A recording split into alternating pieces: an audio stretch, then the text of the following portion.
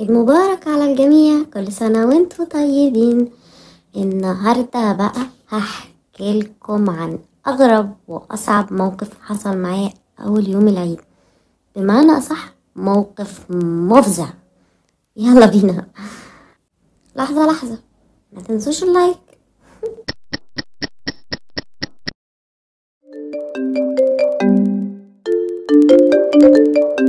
ماما، كل سنة وانتي طيبة. مال صوتك؟ انتي بتعيطي ولا ايه؟ طيب اهدي كده. عبد الله، طب وبعدين؟ لا اهدي اكيد قاعد بيلعب مع اصحابه ولا حاجة، ما تعيطيش، هنشوف لنا حل. طيب ماما، اوكي باي. ايه ده؟ ممكن؟ لا، ايه اللي انا بفكر فيه؟ طيب وبعدين نعمل ايه دلوقتي؟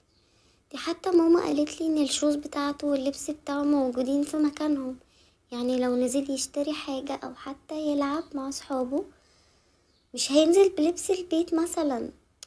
طب هيكون راح فين؟ طب اعمل ايه وانا بعيدة عنهم دلوقتي ومش عارفة اتصرف؟ جاتلي فكرة، انا هتصل ببودي وهو ينزل يدور عليه او يشوف صحابه مثلا راح فين، اخر مرة كان مع مين.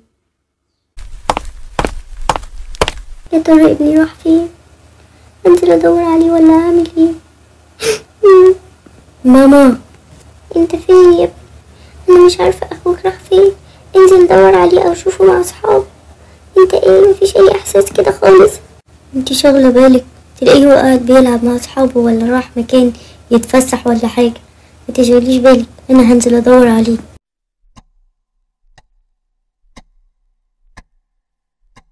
بابا أنا جيت أديت يوم جد بتاعكوا بارك، كان يوم بس جد أوي ما حصلش مع صحابي. عايز أقول لكم هنا إن مهما كان سنك لازم تستأذن أهلك اللي في البيت، لأن أنت متعرفش في غيابك مناخهم وقلقهم عليك وأنت مش موجود بيبقى قد إيه. يلا باي.